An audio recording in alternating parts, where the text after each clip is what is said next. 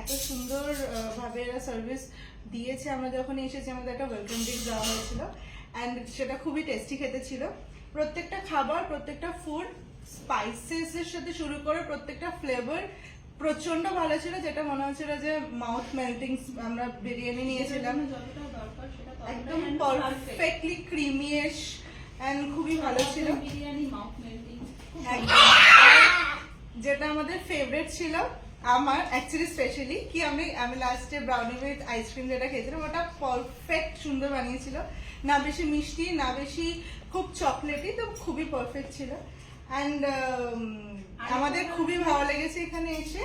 And আমরা এখানেই আমাদের বাড়ি, আমরা এখান থেকে ওটা দূরে থাকি না, আমাদের ডানলপের বাড়ি।